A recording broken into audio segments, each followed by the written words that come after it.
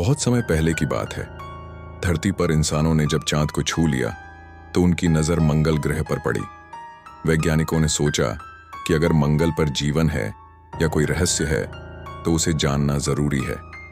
धीरे धीरे बड़ी बड़ी मशीनें, यान और अंतरिक्ष यात्री वहां पहुंचने लगे। लाल रंग की मिट्टी, ऊंचे पहाड़ और अजीब गड्ढों से भरा मंगल धीरे धीरे इंसानों के लिए नया घर जैसा बनने लगा। मंगल पर इंसानों ने एक स्टेशन बनाया। उस स्टेशन में चमचमाती मशीनें थीं, बड़े बड़े टैंक थे और एक खास जगह बनाई गई थी जहां इंसान रह सके। सब कुछ नया और आकर्षक था, लेकिन उस स्टेशन के बारे में एक अजीब अफवाह फैल गई थी। कहते हैं वहां रात में एक सफेद परछाई घूमती थी। वैज्ञानिक उसे मंगल का भूत कहकर मजाक उड़ाते थे, लेकिन जो लोग उसे देख चुके थे उनके चेहरे पर डर साफ दिखाई देता था। एक दिन 4 बच्चे, रिया, समीर, कबीर और पायल, अपने पापा के साथ मंगल पर पहुंचे। उनके पापा एक मशहूर वैज्ञानिक थे। बच्चों के लिए यह सफर बहुत रोमांचक था। वे लाल मिट्टी पर दौड़ते, अजीब पत्थर इकट्ठे करते और दूर दूर तक फैले आकाश को देखते। स्टेशन में एक पुराना कमरा था जिसका दरवाजा हमेशा बंद रहता। उस दरवाजे पर बड़े अक्षरों में लिखा था, यहां मत आना। बच्चे जिज्ञासु थे।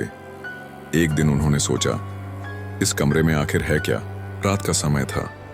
स्टेशन की बत्तियां धीमी हो चुकी थीं। बच्चे धीरे धीरे कदम रखते हुए उस दरवाजे तक पहुंचे। दरवाजे को छूते ही उसमें से ठंडी हवा कांजों का निकला। समीर ने दरवाजा धक्का दिया और वह चर्र चर्र की आवाज के साथ खुल गया। अंदर अंधेरा था, धूल से भरी दीवारें और टूटी मशीनें पड़ी थीं। अचानक एक नीली सी रोशनी चमकी। बच्चों के सामने एक परछाई खड़ी हो गई। उसका शरीर धुएं जैसा था और उसकी आंखें सफेद आग की तरह चमक रही थीं।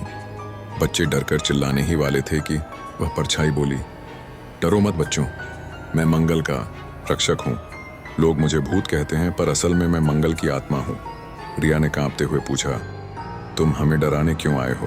परछाई मुस्कुराई और बोली, मैं डराने नहीं, सिखाने आया हूं।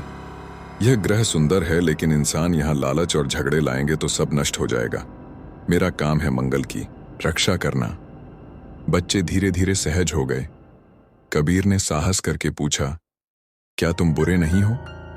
भूत बोला, नहीं, मैं तुम्हारा दोस्त हूं, लेकिन इंसानों को समझना होगा कि यह जगह सिर्फ विज्ञान की खोज नहीं, बल्कि एक जीवित ग्रह है। उसने बच्चों को एक गुप्त जगह दिखाई। वहां लाल पत्थरों के बीच नीले क्रिस्टल चमक रहे थे। यह मंगल का दिल है, भूत ने कहा। अगर इंसान इन्हें अपने स्वार्थ के लिए ले जाएंगे तो यह ग्रह हमेशा के लिए अंधकार में चला जाएगा। बच्चों ने वादा किया कि वे इस रहस्य को अपने पापा और बाकी वैज्ञानिकों को बताएंगे। भूत ने कहा, अगर इंसान मंगल को प्यार देंगे तो मंगल भी उन्हें सुरक्षित रखेगा। इतना कहकर नीली रोशनी धीरे धीरे गायब हो गई। बच्चे हक्के बक्के रह गए। उन्होंने उस दिन पहली बार जाना कि मंगल सचमुच जिंदा है और उसकी आत्मा बच्चों से दोस्ती करना चाहती है। लेकिन यह तो बस शुरुआत थी, क्योंकि मंगल का असली रहस्य अभी बाकी था। बच्चे उस रात सो नहीं पाए। उन्होंने जो देखा था वह किसी सपने जैसा लग रहा था। सुबह होते ही उन्होंने अपने पापा को सब बता दिया। पापा पहले तो हंस पड़े, ये सब तुम्हारी कल्पना है। लेकिन जब बच्चों ने गहराई से उस गुप्त कमरे और नीले क्रिस्टलों का जिक्र किया तो उनके चेहरे का रंग बदल गया। असल में वैज्ञानिकों को उस कमरे का पता, पर वे उसे खोलने से डरते थे। कई साल पहले जब उन्होंने वहां प्रयोग किया था तो कई मशीनें अचानक फट गईं। तब से उस कमरे को बंद कर दिया गया था।